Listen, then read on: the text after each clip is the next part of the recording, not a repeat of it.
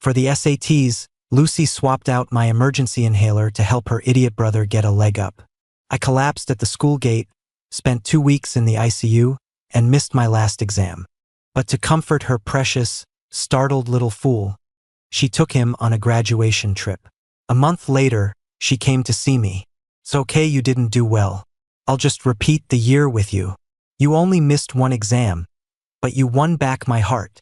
I ignored her, clicking off the acceptance email from a university overseas. Her rotten heart wasn't even in the same league as my future. Lucy lounged on the sofa, casually flipping through a photo album on my desk. "You should have been more careful, not knowing where to keep your own medicine. To grab the wrong thing at a time like that." I'm speechless. Her tone was breezy, her expression flippant. Not a shred of guilt. It was as if she wasn't the one who had gone through my backpack and switched my inhaler. The album opened to a picture of me in middle school. She pointed at my choppy short hair and snickered. "You were such a hick back then. Your clothes were all baggy, and your hair looked like a dog chewed it. You didn't look like a handsome guy at all. I can't believe I was so blind, so crazy about you, that I threw away piles of love letters just to stay by your side." Lucy was right. She really had been in love with me once. My mom and her mom are best friends. Lucy and I are only a few months apart. We grew up together from the time we were in diapers. For the past 18 years, aside from family, we were the ones who had spent the most time with each other. Lucy was always a rebel, never listening to anyone. She'd get into a fight at the drop of a hat. Only with me was she as gentle as a kitten.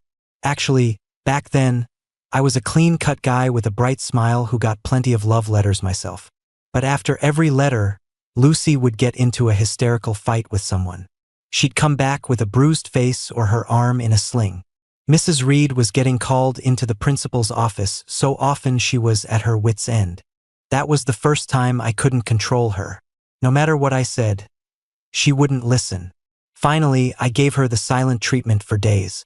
She panicked, cornering me on a tree-lined path in our neighborhood with eyes so red they were frightening. "Are you an idiot? I'm jealous.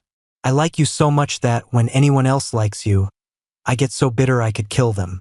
Leo, you're the biggest idiot in the world, the biggest fool." She ran off into the pouring rain, leaving me with a view of her heartbroken back. That night, through the thunder and lightning, I tossed and turned, thinking about her red eyes and the 15 years we'd spent loving and fighting each other. The next day, I shaved my head, stuffed my crisp white shirts into the back of my closet, and pulled on a baggy t-shirt.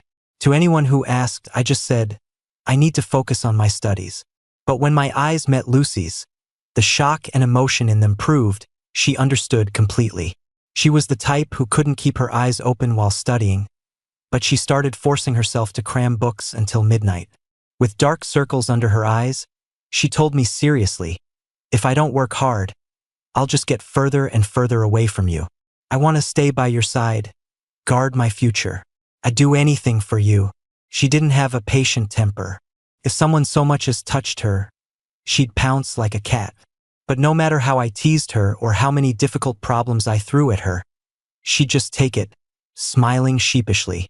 She, who cared so much about her pride, even brought me a thermos of hot water and stomach medicine in front of everyone during gym class when I had a sudden stomach bug and couldn't stand up straight. She even thoughtfully included a few hand warmers. When someone joked that I was spoiled and had trained Lucy like an obedient dog, she lunged at them and nearly tore off a piece of flesh. "I am his dog. I'm happy to be his dog, and I'll bite anyone who messes with him to death." From then on, everyone knew I was Lucy's one exception, the one person you couldn't touch, until Ethan moved into the Reed house. He was the son of Mr. Reed's good friend. After his parents died in a car crash, he was left to live with his elderly grandmother in the countryside. Mr. Reed felt sorry for him and brought him to live with them. He enrolled in our school, joined our class, and because he didn't know anyone, Lucy offered to be his deskmate. That was the first time I gave in, moved by Ethan's pitiful story. I figured Lucy and I were both too fortunate, too blessed. People wrapped in sunshine should share a little warmth with those soaked in dampness. But later, the birthday present Lucy stayed up all night to make for me, the souvenirs she had someone bring back from abroad, and the chance to join a band together. They all ended up in Ethan's hands after one of his teary-eyed, pathetic displays. I protested, but Lucy just scolded me impatiently. He's already so pitiful, living in someone else's home. You want me to give him the cold shoulder on top of that? Leo, have a heart. These things are just decorations in our lives. But to him, they're a rare ray of light. What's the big deal if we let him have them?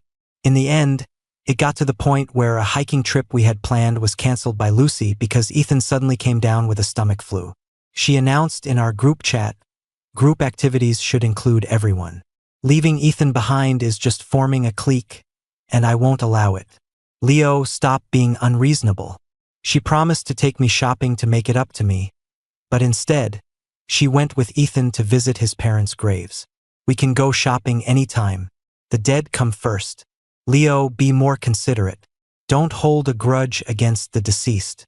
Even when I chose my favorite hot pot and sushi for my birthday dinner, she complained, Ethan has acne, he can't eat spicy food. And his stomach is sensitive, so sushi will give him a stomachache. Leo, let's pick something else. It's just one meal, don't make a big deal out of it. Ethan this, Ethan that. Her world revolved around Ethan. I was completely pushed out of their circle, yet I was the one labeled the bad guy, constantly lectured and hurt by her. But every time I tried to distance myself, she would shamelessly crawl back, apologize, and then immediately turn around and push me aside for Ethan again. It was a repeating cycle. I was in constant, quiet pain, and eventually my heart grew cold. My best friend, Jake, was furious. How did things get like this? It's like you're the second male lead who had his luck stolen. All of a sudden, you've lost all your shine in Lucy's eyes. He was right. After clashing again and again, Lucy had come to resent me. Unwilling to be the jilted second lead, the villain everyone loved to hate, I quietly submitted my applications to study abroad and removed myself from their little world. I used studying as an excuse to completely fade out of Lucy's life, deliberately avoiding any interaction with her. But Ethan, crying, cornered me in the stairwell. It's all my fault. I'm just unlucky and useless. That's why Lucy takes care of me so much. I've made you unhappy, Leo. Just hit me.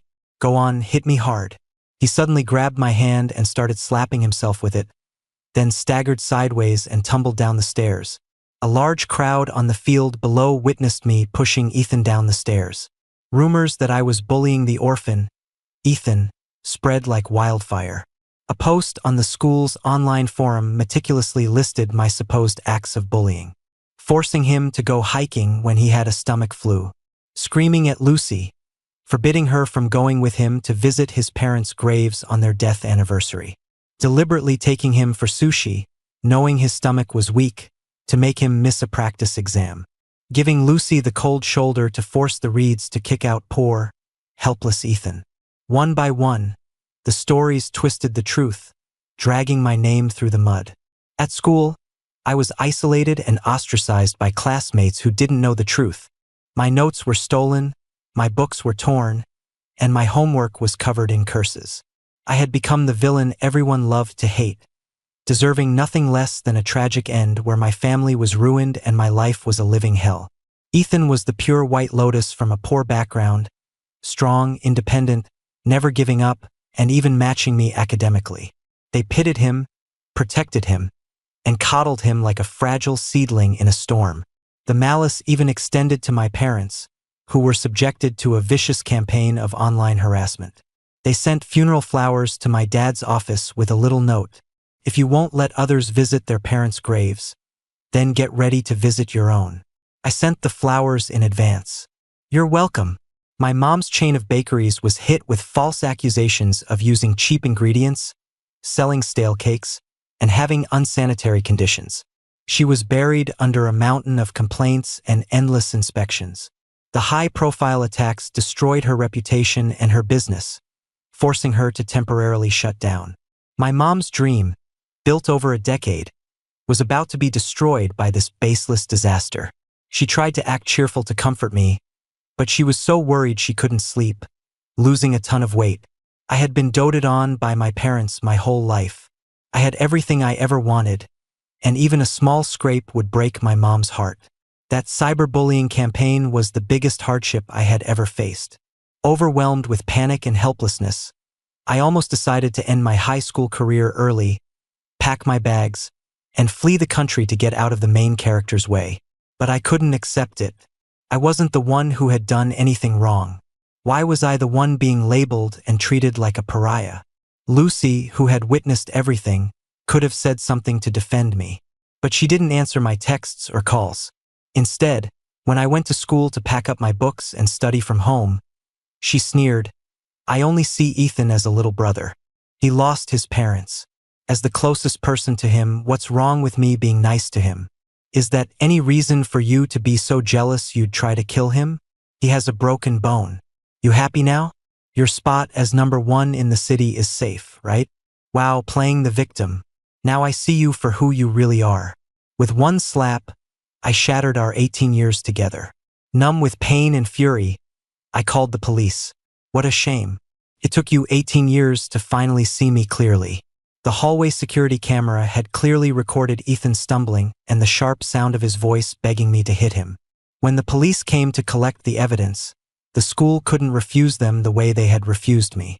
Faced with the evidence and questions from all sides, Ethan shook his head, his eyes welling up. "It's all a misunderstanding. I never said Leo pushed me. He never said I pushed him, but he never said he fell on his own, either." With his pitiful act, saying nothing and letting the ambiguity hang in the air, he had thrown me to the wolves. Even while I was suffering through sleepless nights from the intense cyberbullying, he updated his social feed. "There's always a rainbow after the storm. Keep going, Ethan." Lucy comforted him in the comments. "No matter how big the storm, I'll always be here to hold the umbrella for you." Their interaction not only confirmed the rumors but also solidified Ethan's image as the strong, innocent victim. I was the one being roasted over the coals, forced to prove my own innocence. Yet when the truth came out, his eyes welled up with tears as if I were the one picking on him. The teachers and students, mindlessly protective of their main character Ethan, started trying to smooth things over. "Ethan is timid. He definitely didn't mean for it to happen. We're all seniors. College is his only way out. Let it go, don't mess with his focus. He's learned his lesson. He's an orphan, it's not easy for him. It was just a misunderstanding. Be the bigger person and let it go. When I was being bullied online, I deserved it. When my name was cleared and I wanted to pursue justice, I was being petty. Well, I was going to be petty. This world doesn't run on whoever is weaker is right, nor does it run on whoever can act the best is right. Even if he was the main character of the whole world, in my world, I was my parents' only precious main character, not a stepping stone for someone else's ambition. My dad paid a hefty sum to have someone track the IP address of the person who posted the slander on the school forum. It was from the Reed house. When the evidence was thrown down, everyone fell silent, their gazes on Ethan particularly telling. Looking down at Ethan's pale, frightened face, I asked, "Don't tell me this is also a misunderstanding." "Enough." Lucy suddenly shoved me, making me stumble. She stood in front of Ethan, her eyes red as she took all the blame. "I did it, are you satisfied? You just had to blow this all out of proportion. Are you happy now?" When I was being falsely accused and bullied, she said nothing. When her precious Ethan was confronted with the truth, she had a hysterical meltdown at me. This was the childhood friend who had been by my side for 18 years, the one whose heart had suddenly turned. I felt like I'd been shot in the chest with a cold bullet. The pain and shock were so intense they nearly tore me apart. Jake spoke up for me. "What more could Leo do for you? Who cares if you want to spoil your cheap little brother? Why do you keep using him as a stepping stone to climb higher? Do us a favor and take your precious brother and get lost. He doesn't owe you anything. He dumped your trashy self a long time ago. Don't you get it? There's no such thing as distancing for no reason. He's the one who doesn't want you." Lucy stiffened, her eyes flicking guiltily toward my pale face before she looked away. "So what? He was wrong to target Ethan in the first place. All he has is his studies. You've already pushed him to the point where he's studying until 2 or 3 in the morning every night. Why do you have to bully him mentally too? Besides, your little clique was already excluding Ethan. I don't believe you didn't approve of it. Since I'm Ethan's sister, it's my duty to protect him. Leo, we grew up together. Why can't you understand me and just cut Ethan some slack? Slap. I raised my hand and hit her twice, cutting off her self-righteous tirade. Who do you think you are? That our whole family should just swallow this and try to understand you? My parents treated you like their own daughter. Every gift I ever got, they got one for you too. When they were getting harassed online, where were you? Did you ever protect them like this? Did you ever stand up and say a single human word for them? Lucy tilted her head, a defiant look on her face. After the initial shock, she nonchalantly poked the inside of her cheek with her tongue and sneered at me. So what if you called the cops? I was telling the truth. At least from my perspective, it was bullying. You can't call it slander. Leo, after this slap, I don't owe you or your parents anything. In that moment, the moment she stood against me, twisting right and wrong, I suddenly realized that the 18 years of my youth connected to Lucy were completely rotten. I clenched my fists to stop them from shaking, fighting back the sting in my nose, and forced a smile. Lucy, from now on, you and I have nothing to do with each other. Don't bring up our 18 years of history. As for the slander, we'll let the evidence speak for itself and handle it accordingly.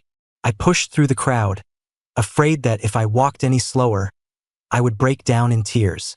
Lucy instinctively reached for my sleeve, but when Ethan whimpered Lucy, she slowly let go. You're being too extreme, don't blame me. Ethan only has me. The way she loved someone hadn't changed. She would stand in front of them, defend them, and protect them at all costs. It's just that person wasn't me anymore. The sudden storm ended with a public apology letter from Lucy. The price a bad person paid for their actions was so small, yet a normal person's peaceful life was nearly destroyed. This is how Jake comforted my bewildered self.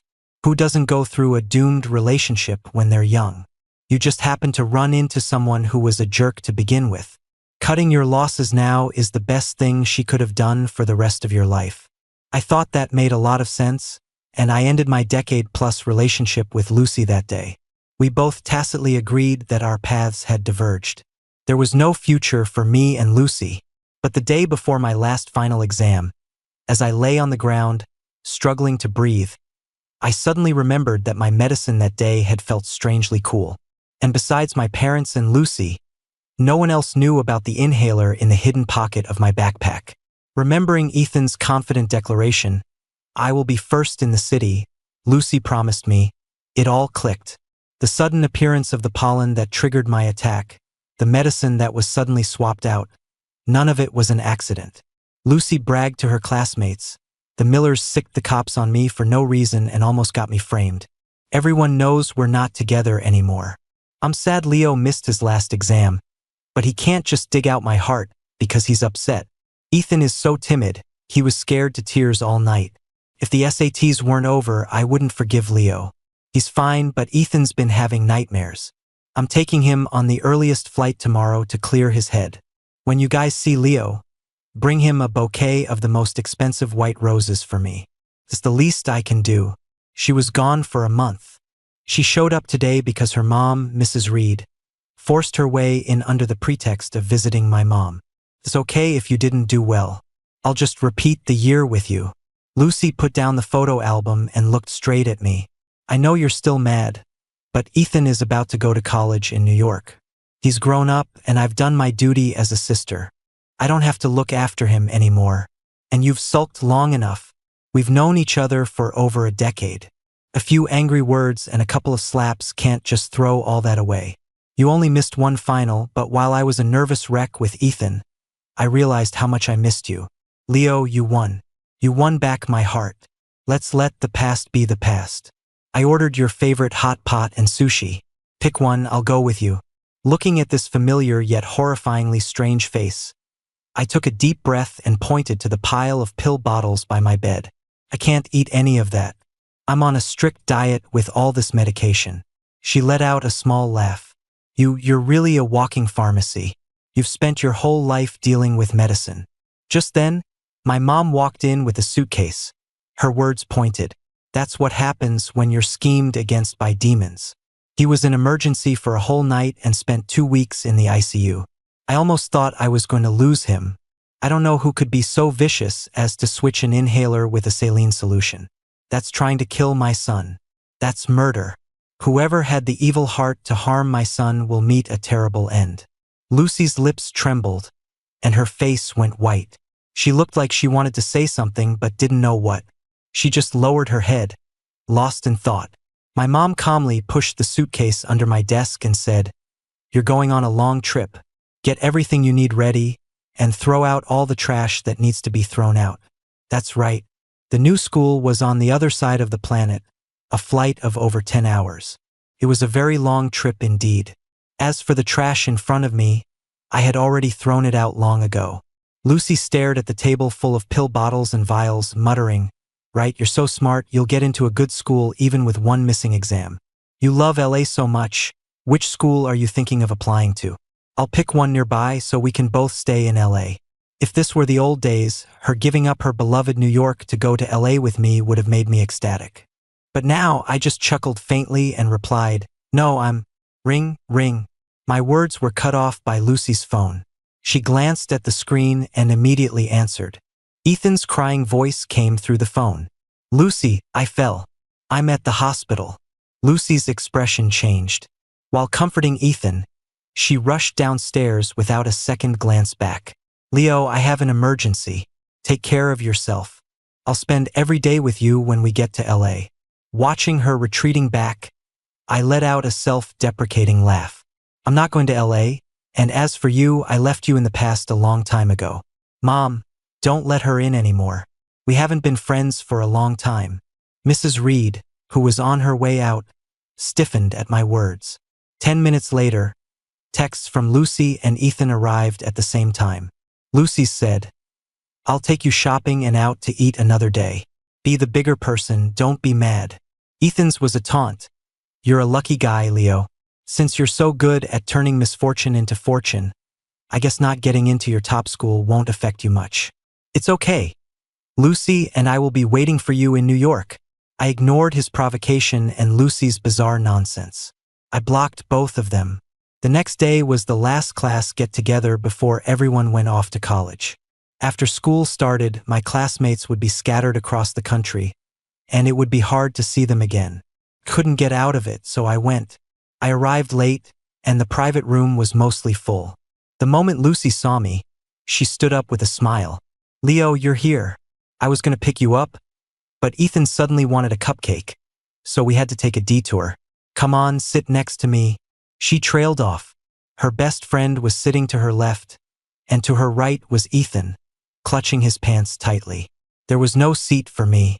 Ethan quickly stood up, flustered. "This was supposed to be your seat, Leo." "I'm sorry. I sat in the wrong place. I'll give it back to you." But his frantic movement was so clumsy that he knocked a teacup on the table, making it clatter. Lucy's brow furrowed instantly, and she pushed him back into his seat. "Just stop making a mess and sit still. You're such a clueless idiot. If I wasn't here to look after you, you'd be causing trouble all day. Your hand is still scraped up. If you don't sit next to me, who's going to get you food and drinks? Your big brother Leo won't hold a grudge against a clumsy kid like you. Right, Leo?" The favoritism was so obvious that everyone watched with amusement. Only I felt like I was watching a fool's performance, completely unfazed. Ethan, blushing and embarrassed, gave me an apologetic look. "Sorry, Leo. Next time, come earlier." I shook my head, sitting down in an empty seat without a care. "It's fine. That spot is yours from now on." Lucy paused, instinctively looking at me.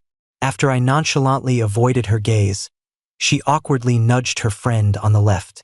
"Have some sense. Don't you know to give Leo your seat? If he gets mad, you'll have me to answer to." The friend nudged her back and smirked.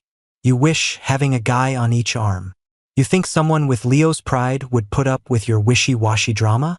The seat he doesn't want is mine now." Lucy's eye twitched, and she looked at me again.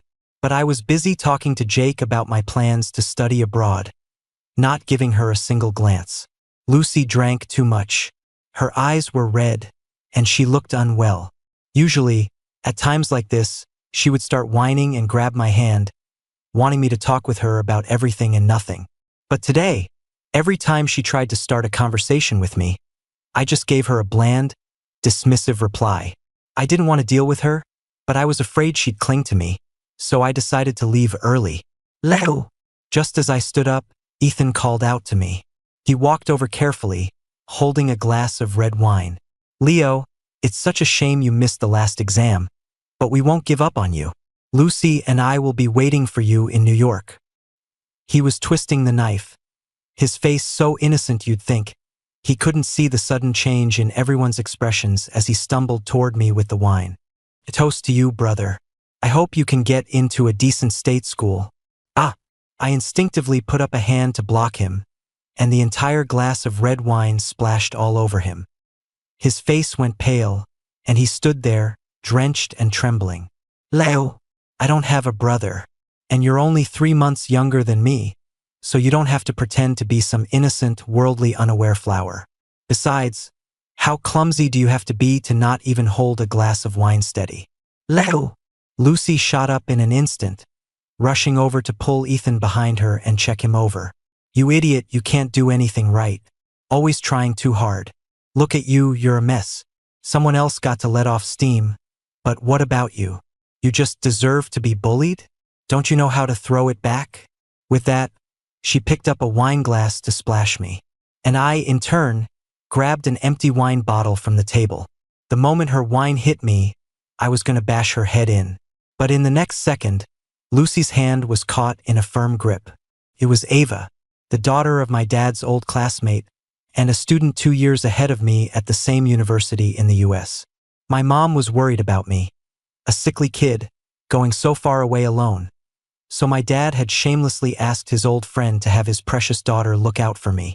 Unexpectedly, Ava was very kind. She had been coming over to my house frequently the past few days, getting to know me while teaching me how to be a proper international student. When she passed by the restaurant, she had intentionally waited downstairs, planning to drive me home after the party.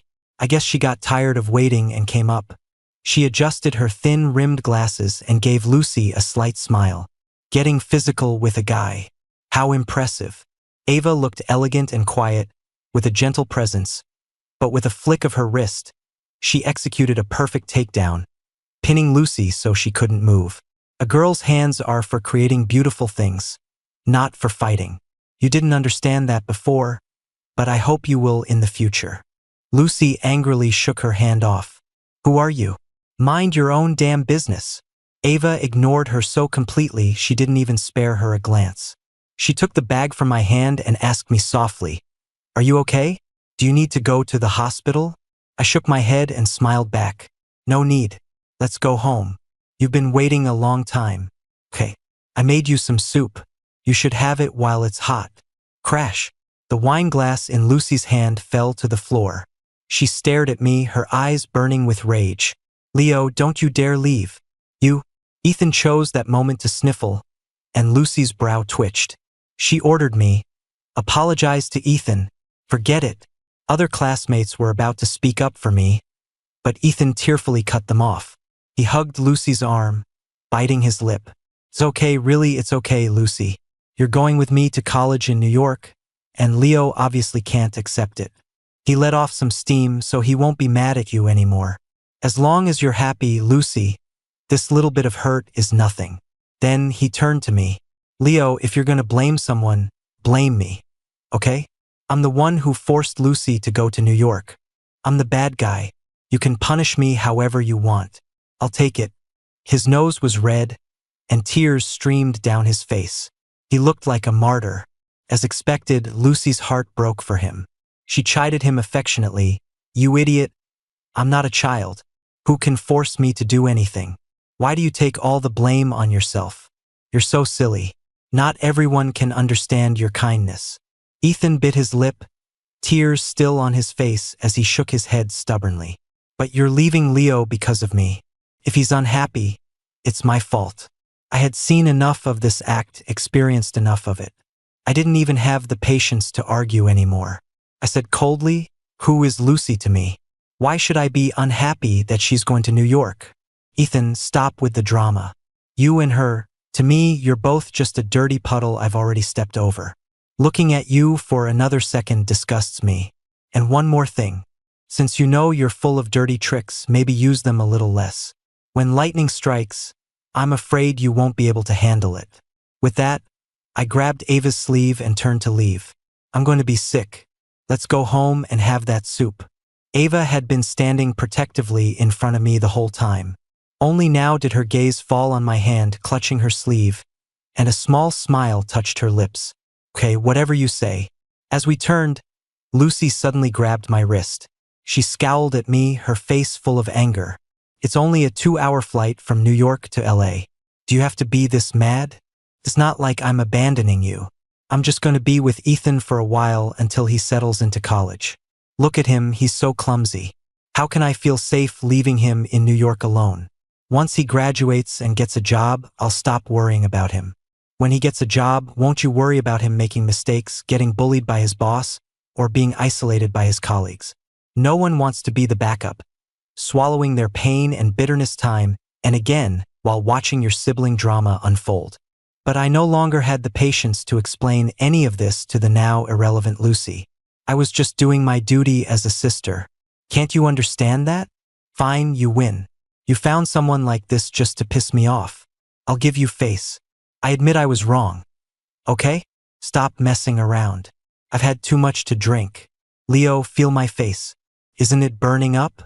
Seeing that I was really about to leave, Lucy suddenly changed her tune, rubbing my wrist and shaking it gently. It was her way of surrendering. In the past, I would always soften at her pleading, careful eyes, scold her a bit to let off steam, and then let it go. But this time, I yanked my hand away. Meeting her shocked and furious gaze, I said, word by word, you seem to have forgotten. We're not close anymore. Grabbing a guy you're not close with is inappropriate. As I turned to push the door open, Ava swiftly stepped between us, shielding me from Lucy. He said, you're not close. If you keep this up, it's harassment. You don't want to get hit over this, do you? An enraged Lucy was held back by a group of classmates as she watched Ava and me get into the elevator. Ethan handed Lucy a glass of water and said softly, on purpose, that older student is so gentle. She even makes soup for Leo. They're not living together, are they? Lucy's pupils contracted.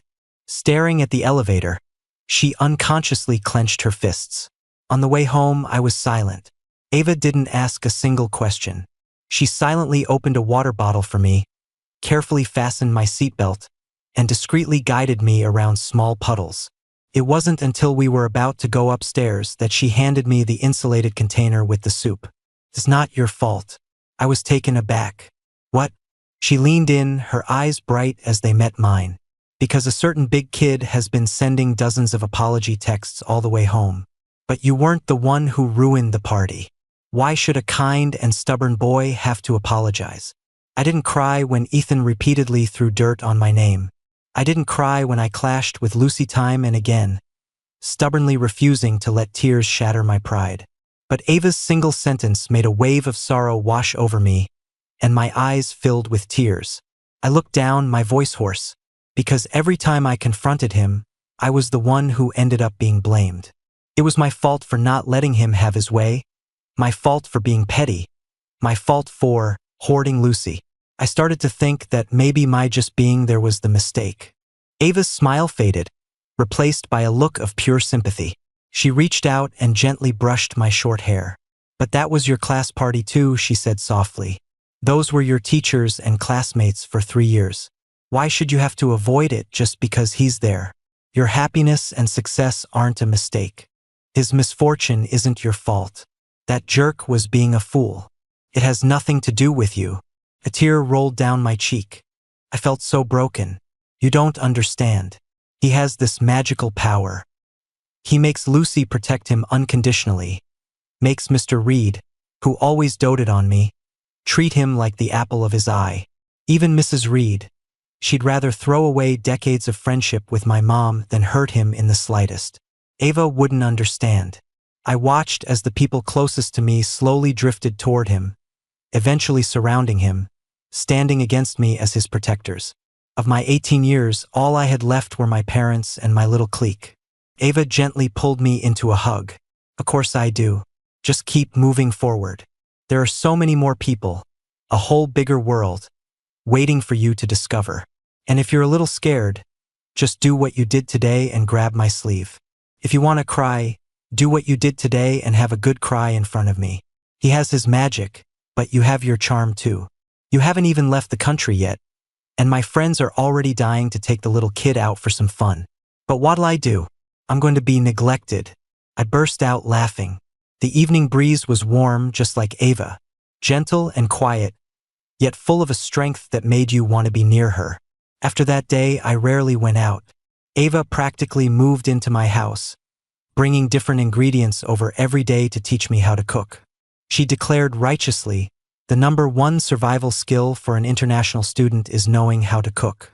She was poised and cool, a bookish type with her thin-rimmed glasses, yet she could flip a wok like a pro. They gave me a thumbs up and asked her, "You have to cook anyway. Cooking for one is the same as cooking for two." You've seen Leo. He screams if oil splatters. It's a miracle he hasn't burned down the kitchen. We're really not comfortable with him cooking. How about, you two team up? We'll cover the living expenses. A small smile played on Ava's lips. She coolly adjusted her glasses, her long eyelashes fluttering. Well, since you've put it that way, it would be rude of me to refuse. As it happens, the apartment next to mine is for rent. I'll have a friend hold it for me. My parents were overjoyed. They practically pushed me out the door to see her off and welcome her back. One evening, after seeing Ava out, I turned to go upstairs and ran into Lucy, who was huddled motionlessly in a dark corner. Her brow was furrowed, her eyes ringed with dark circles of exhaustion as she glared at me. Is it because of her? You're not answering my calls, not replying to my texts? Leo, do you even have a heart? We've been together for over a decade, and you've only known her for a few days. How can you treat me like this? The smile on my face vanished. The sight of her felt like bad luck, and I instinctively quickened my pace to get away. But Lucy, like a woman possessed, grabbed my wrist and hissed, "Did you hear what I said? I forbid you from seeing her again, and I forbid her from coming to your house." I was baffled. I replied, word by word, "That's my business." Lucy, we're not close. You don't have the right to question my life. Lucy's hand on my wrist trembled slightly, her grip tightening with suppressed rage. Ava is bad news. You can't handle her. Leo, even if you're just doing this to get back at Ethan, you shouldn't have picked her. You have no idea how many pictures she has with other guys on her social media. Do you know what a player is? She's a phony, a rotten person. She's not your kind of people. I let out a short laugh, my brow furrowed as I stared at her audacity. And why, exactly, should I listen to a rotten person's opinion about my friend? Lucy's pupils quivered. I continued, "It was your precious Ethan who told you, wasn't it? That I'm only getting close to Ava to get your attention, to spite you, right? What else did he say? Lucy, are you blind? Why do you only listen to what people say instead of seeing them for yourself?" Lucy rushed to explain, but I cut her off coldly. Ava is my friend. I don't need to learn about my friends from someone else's mouth. Lucy, the way you talk behind people's backs, it's disgusting. I turned around abruptly and saw that Ava had been standing behind me the whole time, holding a box of hot pot base, a gentle smile in her eyes. I forgot to give you my secret weapon. You'll need it for the hot pot tomorrow. Your mom specifically requested it. Ignoring Lucy completely, she came to my side. Her eyes flickered over my reddened wrist before she discreetly pushed the box into my hands. Take this upstairs. Be good, and get some sleep. Even though I hadn't known Ava for long, having only connected with her while preparing to go abroad, she was responsible, steady, and had a calming presence that was inexplicably reassuring. With her around, I felt like I had found solid ground, a source of strength and support. I nodded and got into the elevator under her watchful eye. Just as the doors were closing, I quickly said, "I'll have the goose intestines you like ready. Wait for me to eat with you." The curve of her lips was the last thing I saw as the doors shut. From beginning to end, I didn't give a single glance to Lucy, who was forced to the side, unable to get near the elevator. After that day, Lucy spent 2 days in the hospital and then completely disappeared from my world. On the 3rd day, we booked our plane tickets to go abroad together. On the 5th day, Ava helped me buy everything I needed to bring. On the 8th day, Ava helped me pack my bags. On the 9th day, I had a farewell dinner with Ava and my close friends. Jake drank too much, slinging an arm over my shoulder, crying and laughing at the same time. If it wasn't for that dog, you wouldn't be leaving me. It's okay. It's okay. I'm not crying. My boy is going to see the big wide world. I'll wait for you to come back. Wait for you to see me with a beautiful girl, be my best man, and be my kid's godfather. Wah.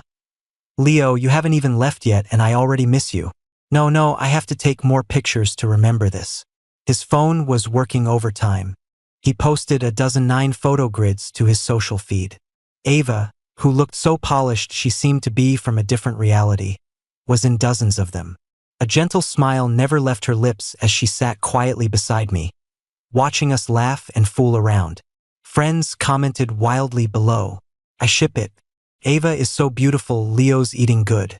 Her legs are longer than my will to live.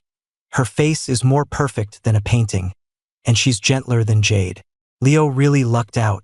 The world really does get brighter once you leave the psycho siblings behind. Less than 10 minutes later, my phone rang. It was an unknown number. I answered. Lucy's furious roar came through the speaker. Leo, that's enough. I'm giving you 3 minutes to make Jake delete that post attacking Ethan. I was completely confused before Jake snatched the phone from me. Delete my ass. The only thing I want to do is slap you 2 psycho siblings with the force of a dragon. You pushed my Leo so far, he's leaving the... I clamped my hand over his mouth, took the phone back, hung up, and blocked the number in one smooth motion. I just want some peace and quiet before I leave. They're too much drama. It's giving me a headache. Everyone nodded in understanding. For real. Next thing you know, her brother will be hanging himself on your doorstep to apologize, forcing you to get on your knees and beg for mercy. Well, that's settled. Now, if he wants to apologize, he'll have to take 12 flights. His sister would have a heart attack. A few minutes later, another text from an unknown number. I know you have a big temper and a small heart, and you can't stand other people. My birthday is next week. I'll give you a formal apology. I'll send Ethan away, how about that? But it was too late. Her reluctant concession meant nothing to me anymore. I blocked that number too. But in the middle of the next night, I received dozens of messages from Ethan. A picture of him from behind, arm in arm with Lucy as they looked at an apartment. A picture of Lucy happily picking out furniture. Even a picture of him sitting on a sofa while Lucy knelt to massage his feet. Leo, don't be mad. Lucy just doesn't want me to be homeless. She's giving me a safe harbor. He had a large photo of him and Lucy framed and hung on the wall above the sofa, like they were a newlywed couple. In the picture, Lucy stood with her hands on her hips, smiling at the camera and flashing a peace sign. Ethan was gloating. I got into my dream school, Columbia, with the top score in the state, and now I have a home with Lucy. I have you to thank for all of this, Leo. His words were carefully crafted. Even if I screenshotted them and sent them to Lucy, her response would just be, "You're overthinking it." Ethan is simple, he's not that calculating. I replied with 2 words. Congrats. One a mindless psycho, the other a neurotic actor. A match made in heaven. Of course, I had to congratulate them. Ava turned off my phone screen and fed me a piece of sweet watermelon. When you're happy, don't pay attention to people and things that make you unhappy. But overnight, the photos Ethan sent me were posted on a major social media platform. Under the title, The Shameless Little Brother, Ethan and Lucy's affair was laid bare for all to see. The post even seemed to be defending me, telling a sob story about my anguish at having my childhood sweetheart stolen away. I was baffled, but my friends' group chat was cheering. Who is this hero? They just flipped the whole table. That feeling when someone you hate is finally exposed to the world. So satisfying. Everyone's trashing them.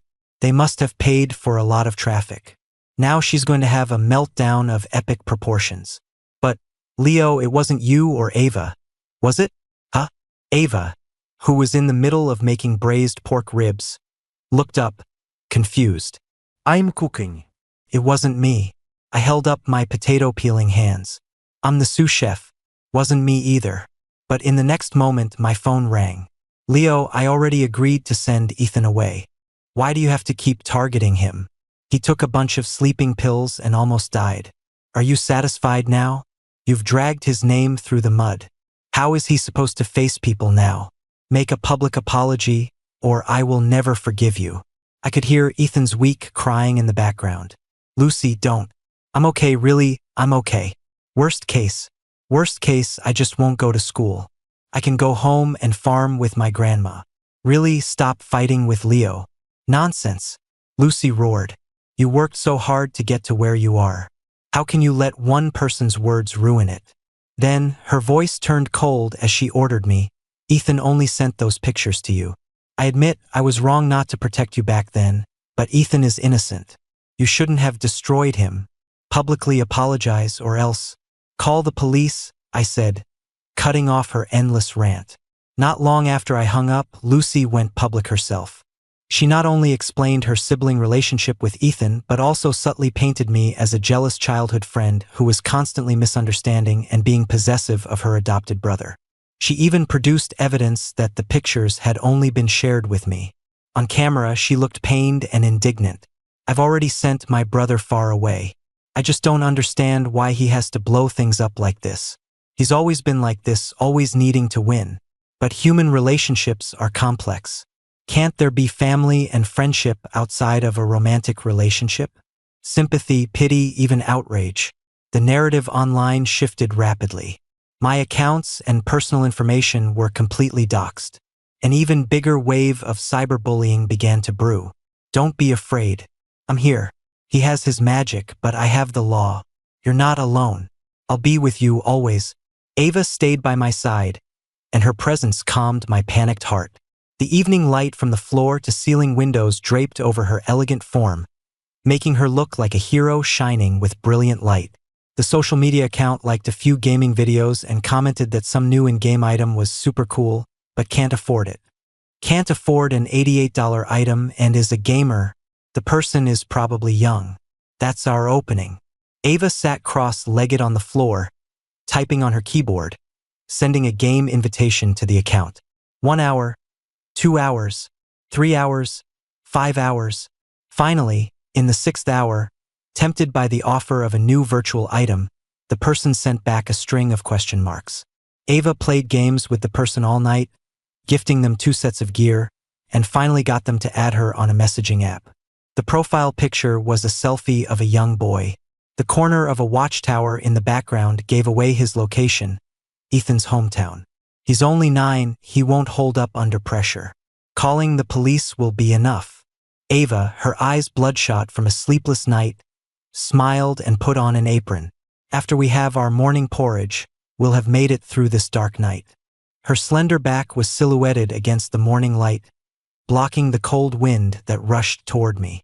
I smiled and said in a voice only I could hear, "The dark night isn't scary, because I found the lamp that can light my way." The police were fast. In just half a day, the trembling little boy confessed everything. Ethan had orchestrated the whole cyberbullying incident himself, with the goal of trapping Lucy by his side for good. He'd had a clever moment, bribing his 9-year-old cousin in the countryside with a video game console to post the slanderous message. Ethan had no defense. He clutched Lucy's sleeve, begging, "I have nothing left but you, Lucy. I don't want you to abandon me. I don't want to be alone in a strange place. I just wanted to keep you. You know, Lucy, I can't afford to lose. Not like Leo. He has a good family, loving parents, he's handsome, smart, and has that other girl's affection. I only have you. I can't let you be taken away." Lucy's face went white. For the first time, looking at Ethan's pitiful, rabbit-like expression, she felt a sense of terror. "I've done everything I possibly could for you. Why would you still do this? What sister would go this far?" Ethan paused. "I was just making sure you two had no way of going back. Lucy, don't you get it? I never wanted to be your brother. Lucy's body trembled involuntarily. She looked at Ethan as if he were a monster. You call my dad Mr. Reed, my mom Mrs. Reed. You are my brother. How could you, brother? Ethan laughed. But you were drunk at the class party that night. Have you forgotten what you did to me in bed?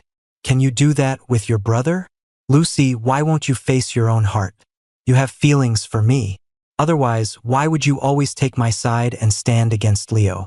You knew I was the one who posted on the school forum, but you took the blame for me. You didn't betray me, not even in front of your own parents. You never even said a single word of blame to me. Cyberbullying Lucy. Leo's dad almost lost his business. His mom's dozen bakeries almost went under overnight, and even his education and his future were almost ruined. But you couldn't even bring yourself to blame me.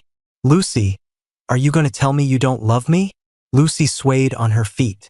I believed your lies. I thought you were driven mad by him, scared out of your mind, and that's why you made a mistake. I'm your sister, and if I couldn't teach you right, it was my fault. It was my responsibility to see it through. I believed you were simple and kind, that you didn't do it on purpose and would never do it again, but you. Ethan laughed, and as he laughed, tears streamed down his face. Lucy, it was your unconditional protection and favoritism that made me delusional. I fought and clawed and tried to possess everything. And in the end, you tell me it was all a misunderstanding? Lucy, you ruined me. Why don't you just die? Lucy stumbled, nearly collapsing. When she looked up, her eyes met mine. I was watching the show with detached amusement. Leo, let me explain. I was tricked. I didn't know he was faking it. I was drunk that night. I thought he was you. I really didn't. It doesn't matter anymore. I cut her off. I handed a folder of documents to the police officer. These are the fingerprints from my inhaler bottle. Besides my own, there's another set. You can check if they belong to Lucy or Ethan. I had been searching for the swapped inhaler for a long, long time.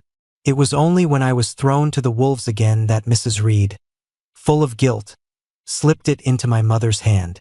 I don't know if it was Lucy, she had said. I found it in her drawer. I feel torn. Please forgive my indecisiveness and lack of courage. But we promised to be sisters for life. I couldn't just turn a blind eye. I'll support whatever you decide to do. My mother held that small bottle for a long time before handing it to me, her face stained with tears. Go on. I'll be waiting for you. Lucy's eyes widened in horror. You? I knew it was you.